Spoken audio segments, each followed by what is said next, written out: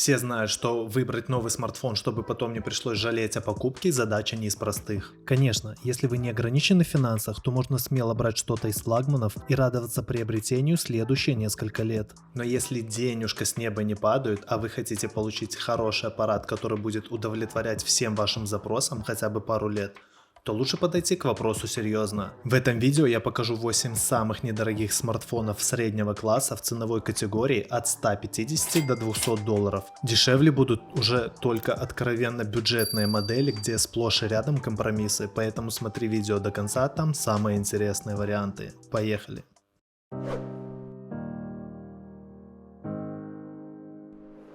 Смартфон Redmi 10 2020 года находится на грани классов бюджетников и середняков.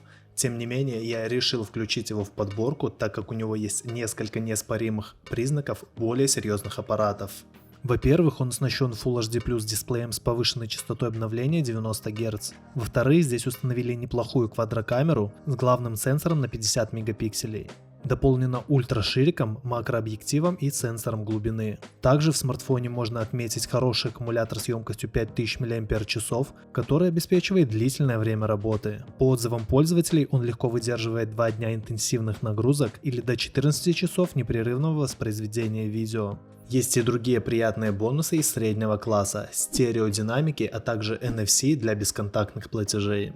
Работает он на чипсете Helio G88, который обеспечивает нормальное быстродействие и даже позволяет поиграть в современные графонистые игры. В AnTuTu набирает около 229 тысяч баллов.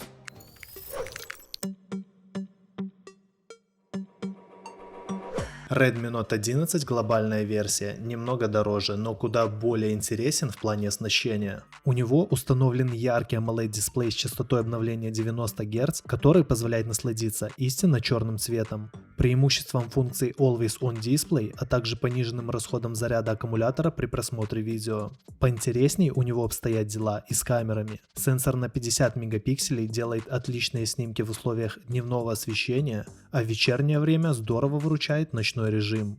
Смартфон хорошо проявил себя в повседневных задачах, а при повышенной нагрузке он не склонен к чрезмерному нагреву. Из положительных моментов, которые также стоит отметить: стереодинамики, защита от пыли и влаги по стандарту IP53, NFC-модуль для бесконтактных платежей, аккумулятор на 5000 мАч с поддержкой быстрой 33-ваттной зарядки идет в комплекте. Очень хороший вариант за свои деньги. Из минусов можно отметить отсутствие режима записи видео в 4К и очень простенькие дополнительные фотомодули, например, ультраширик.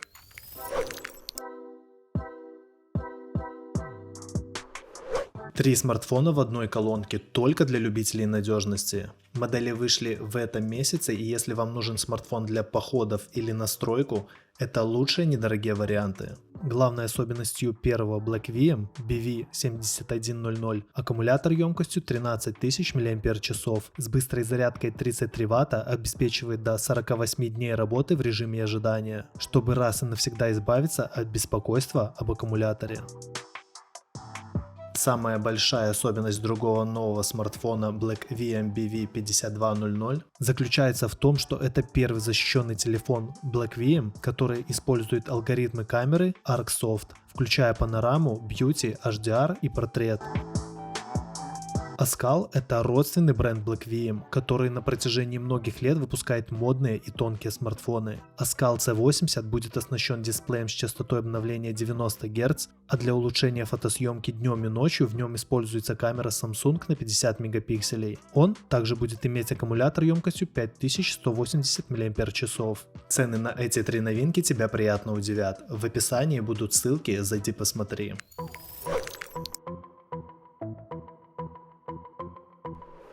Realme Narza 50A – весьма интересный смартфон, который находится на стыке бюджетников и среднего класса. От бюджетников ему достался IPS-экран с разрешением HD+, 1600 на 720 пикселей. А вот остальные характеристики позволяют отнести смартфон к начальному уровню среднего класса. Здесь и неплохой чипсет с игровыми возможностями Helio G85, и неплохая по качеству квадрокамера с главным сенсором 50 мегапикселей. И конечно же внушительный аккумулятор на 6000 мАч, который при умеренных нагрузках обеспечивает автономность 2-3 дня. 27 часов непрерывного воспроизведения видео в YouTube.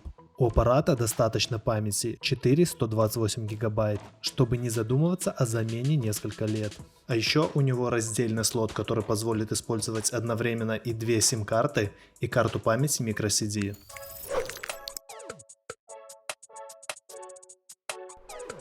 Иногда, чтобы купить хороший смартфон по выгодной цене, стоит посмотреть на прошлогодние аппараты. По характеристикам они не слишком уступают новинкам, но зато гораздо более привлекательны в цене. Например, смартфон Realme 8i, который является настоящим хитом среднего класса. В качестве чипсета использовали весьма удачный и мощный MediaTek Helio G95, дополнив его 4 гигабайтами быстрой оперативной памяти. Но главное достоинство аппарата — это, конечно же, его крупный 6,6 дюймовый экран с частотой обновления 120 Гц. Он автоматически меняет частоту в зависимости от происходящего, от чего вы будете всегда видеть главное изображение. Это сильно ощущается в повседневной работе, и смартфон кажется очень быстрым и отзывчивым. Еще одним козырем смартфона является его 50-мегапиксельная камера с адаптером с апертурой 1.8, которая позволит делать классные снимки не только днем, но и вечером, а также в условиях недостаточного освещения. Ночной режим также присутствует, и он весьма неплох. Добавим сюда аккумулятор на 5000 мАч с поддержкой быстрой зарядки, удобный боковой сканер отпечатков пальцев, раздельный тройной слот для симок и карт памяти, NFC-модуль для бесконтактных платежей. И получил сбалансированный аппарат, который оправдывает каждый свой цент стоимости.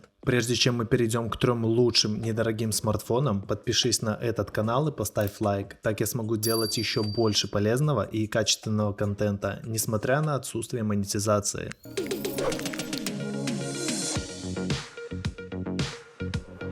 А если повезет, то на распродаже, не выходя за рамки $200, можно даже урвать Realme 8.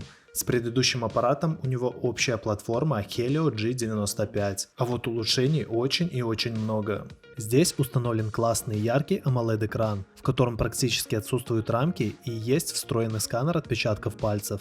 Он яркий до 1000 нит и имеет повышенную частоту опроса сенсора 180 Гц, что по полной оценят геймеры. Основной сенсор камеры улучшили до 64 мегапикселей, а встроенный аккумулятор поддерживает 30-ваттную быструю зарядку. Она идет в комплекте. Есть и менее заметные улучшения, например, жидкостное охлаждение процессора и настройки звука. Отличный вариант за свои деньги.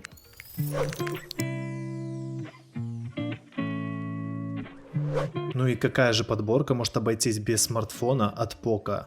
В ценовой категории до $200 очень интересным будет Poco M4 Pro 5G. Больше всего он удивляет временем работы и хорошим аккумулятором на 5000 мАч с поддержкой быстрой зарядки на 33 Вт. Но есть и другие отличительные характеристики. Например, это производительный и одновременно экономичный Dimensity 810. А еще крупный Full HD Plus 6,6 дюймовый экран с повышенной частотой обновления 90 Гц. Неплохая универсальная камера с сенсором 50 мегапикселей плюс ультраширик на 8 мегапикселей. Также можно отметить наличие NFC-модуля, стереодинамиков и K-порт для управления бытовой техникой. На что стоит обратить внимание, смартфон не умеет писать видео в 4К.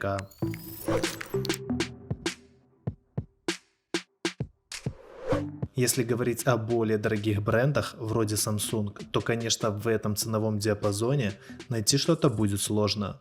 С небольшой натяжкой в список можно включить Samsung Galaxy A23. Почему с натяжкой? Во-первых, из-за роста цен он теперь стоит немного дороже, хотя на тех же Амазонах его цена осталась прежней — $180. Также у него довольно устаревший чипсет Snapdragon 680, который делает аппарат слегка задумчивым, и программные датчики освещения приближения, которые периодически живут своей жизнью. Но в противовес к этому мы получаем неплохой экран с разрешением 2408 на 1080 и частотой обновления 90 Гц. А еще традиционно для серии А хорошие камеры. Основной сенсор на 50 мегапикселей имеет оптическую систему стабилизации и хорошо показывает себя в условиях слабого освещения. Также получаем качественное ПО от Samsung One UI и стабильное обновление на протяжении всего срока эксплуатации. Не забываем и про другие плюшки: защита от брызг, NFC и аккумулятор на 5000 мАч с 25 ваттной зарядкой. Такой вот получился список смартфонов в ценовой категории от 150 до $200.